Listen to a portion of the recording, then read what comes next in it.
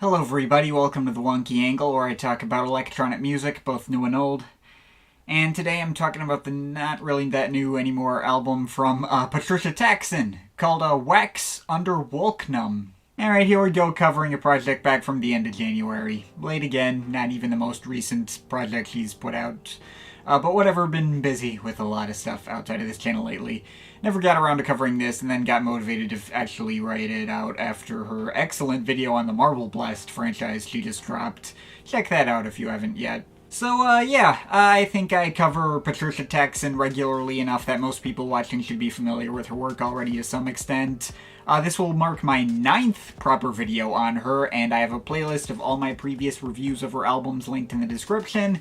If you want to hear my thoughts on any of her prolific back catalog over the years, you can check through those. Technically, I've given my thoughts on every release of hers, though most of it is in brief segments and video preludes. Now, the last video I did on her was for her Walks of Lung album from last August. Since then, in addition to the project I'm about to cover, she's put out 3 other projects, which I'll briefly go over first as per usual. Well, as briefly as I can, which is a lot easier said than done, especially when it comes to the project she put out right after Walks of Lung, The Flowers of Robert Mapplethorpe, a project that I can neither summarize briefly nor feel right highlighting in a proper video. It's clearly a project that was super important to her personally. It showed her adopting her identity as a furry and making it an unignorable part of her art. Not to mention being a concept album that evolves from being excessively explicitly horny into introspection on some of the lowest moments of her entire life and lack of a reliable father figure, with the most impassioned and emotive vocal performances I've heard out of her to match. To a very specific subset of people, I could even see this resonating on like a 10 out of 10 level. It is really freaking impressive. Though for me, I gave it 1 listen, and I think that was enough for me. For better or worse, I think it might be the single most challenging listen she's put out to date. Like, there's nothing in this album that sonically was a major turnoff. It's clearly very meticulously constructed as always. Maybe even more than usual. But between my not really being able to fully relate to the kind of stuff she was talking about as an asexual, aromantic guy, and still kind of triggering my sense of empathy anyway through how emotionally raw the performances were and how descriptive the lyrics could get, it got pretty freaking uncomfortable to listen to, in the sense that listening to it felt like I'd just walked in on her completely naked and crying on the floor. I felt like I was invading her privacy for an extended period of time, even though she obviously put it out there in the world for all to hear, and I'd even seen her talking about this kind of stuff on Twitter and knew exactly where this album was going before hearing it. And even though the album's only a fairly standard 48 minutes in total, it felt a lot longer. It felt like a 70-minute project. It was a lot to take in, and I did not know how to deal with it. But I have a strong feeling that was the exact effect she was trying to accomplish, especially given all the parallels being drawn with the controversial photographer the album is named after. Again, it's an album I have a lot of respect for, I was really impressed by, I have no objections to any of her creative decisions and think it was all really well executed for what it was, all the better since she's clearly proud of it. But I don't personally plan to listen to it again. I think I preferred Fully Artist. And with that out of the way, my thoughts on the other 2 projects are not nearly as complicated. A month after that, she put out Xanthan Gun, an EDM mini-album very much in the vein of her Wavetable album from many years ago, and easily the least essential release she'd put out in 2021. I mean, the production is obviously a gazillion light years better than what she did on Wavetable, and the 3-year improvement is pretty stunning if you put them side by side, but I also probably enjoyed those 2 albums about the same amount. There's not as much novelty to her making a project like this that plays these EDM tropes fairly straight, since this kind of flashy EDM is just kind of her core style now, and these compositions just didn't turn out that interesting for the most part.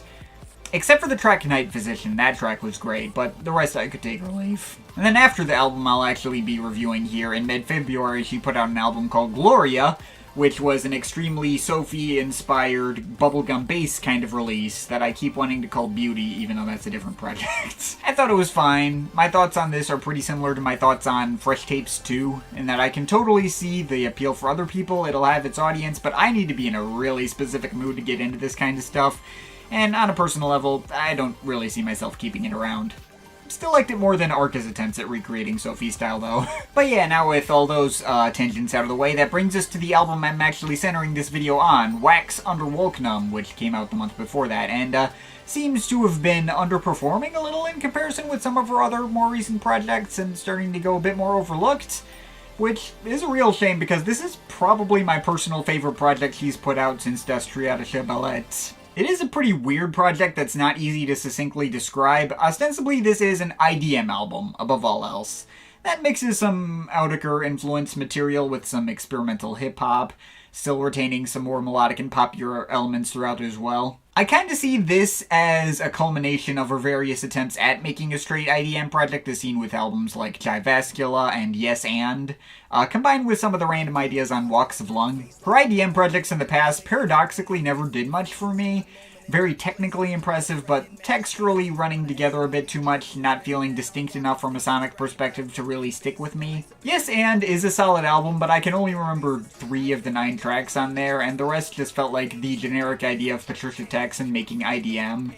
And Walks of Lung had a few IDM cuts on it, including one called Fascinating Detail that I happen to really like for how it stood out texturally from all her other IDM cuts with its interestingly naturalistic flavor, I guess.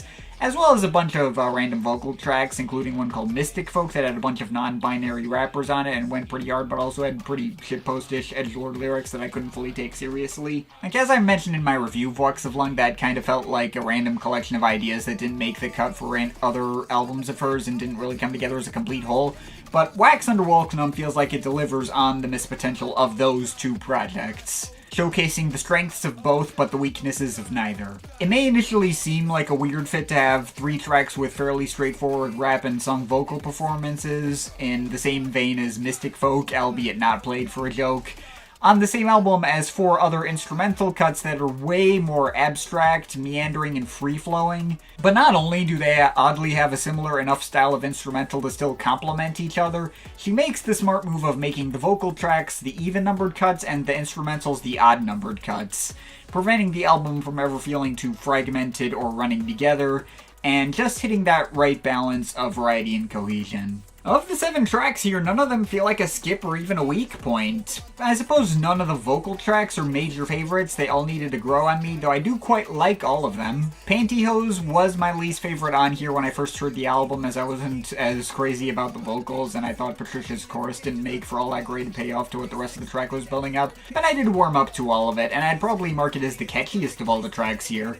CJ the X's rap versus do hit pretty hard, and that hook of "Oh God, no God" does stick in my head. If any track on here had been released as a single, this would have made the most sense as one. Similar thoughts on Wurzel. At first, didn't really care for the excessively auto-tuned voice of Wolf Boy on here, or the occasionally somewhat sour harmonies, but the tune did eventually grow on me and stick in my head pretty effectively. Both tracks have particularly well-detailed and textured skittering IDM instrumentals that sound really neat on top of that. But I think pretty consistently my favorite of the vocal tracks was Digital Counterpoint. I will admit, hearing the deep-voiced rapping of Scum Jones over such a bright and cheery instrumental is a bit of a weird tonal clash, but the fact that someone was able to rap so naturally over an instrumental like this is pretty damn impressive in and of itself. As the title implies, there's a neat rhythmic counterpoint where you can feel both a triplet pulse and a normal 4/4 pulse at the same time, and to rap perfectly in that rhythmic pattern and keep both pulses intact, that's pretty neat. Kudos for that. Scum Jones does get swallowed up in noise near the end of the track to the point where it becomes difficult to make out anything being said beyond a certain point, but still, plenty of ambitious fun to be had there. But okay, the vocal tracks on this album are good. They're very well constructed, they have neat ideas behind them, they're attention-grabbing, catchy, memorable, they're well placed in the album, and are absolutely necessary for the album's pacing to be as good as it is. None of them are why this project resonated with me in particular. Now, what got this album to really go the extra mile for me was, of course, the instrumental IDM cuts. Patricia Taxxon has always been heavily inspired by Oudeker, especially when it comes to her material in the last 2-3 years or so, but now she's got the technical chops to go toe-to-toe with her idols, and it is freaking great. Opiejam is such a neat little collection of glitch effects to start the album out. It feels like you can hear every single little tap and each one is shaped differently from all the others. You're just hearing a million different really subtle variations on tiny granular sounds, and that's even before her usual melodic synths start to come in about the halfway mark. It may not be much more than like a glitchy ambient piece at the end of the day, but it is so obvious how much work she put into the sound design for this one track alone. It is, like, I don't know how many people are gonna mark a track like that as a highlight, but I thought it was so freaking cool. And all the other instrumentals are just as impressive. Gnaw is technically my least favorite of the four, but the way it uses the same ridiculously complex sound design and bursts of granular noises and applying it to a more conventional sounding beat that could theoretically pass as like a hip-hop instrumental, it's pretty damn cool. Like, if you compressed the Outica track Rex On into 4 minutes and doubled up the density of sounds to make up for it. Also really like how that one transitions out of pantyhose, by the way. This album does flow really well as a whole. It feels like each track feels like a continuation of the one that came before it in a neat way. Anyway, Gumshow is kind of in a similar camp to Opiejam, mostly just a meandering endless sea of glitches without much structure. But this one's a lot brighter and happier sounding and utilizes her melodic synths a lot more prevalently. Pretty relaxed feeling I get out of listening to this one, but again, I can only imagine the many weeks this must have taken to compile so many different crazy little subtle sounds to fill this mix up so thoroughly. But of course, she saved the most impressive of them all for last. The final track, Cage, runs on for a whopping 16.5 minutes, and to the surprise of absolutely no one, it is the best part of the album. There are a few different sections to this one. The first 9.5 minutes or so sound like something that could have come from Yes And, with all the bright melodic synths, stomping beats, and absolute crap ton of glitches and cascades of various metallic clanking sounds. And it is great. But as the track goes on, it slowly evolves into something a lot more ambient-centric. By the 12-minute mark, the track's more or less transformed into her take on the Kraftwerk track Morgen Spaziergang. Lots of electronic effects that are meant to imitate sounds in nature like a river or twittering birds, and that's fantastic too. If I do have to really nitpick with this track, I do kind of wish the track ended like exactly 1 minute earlier than it did.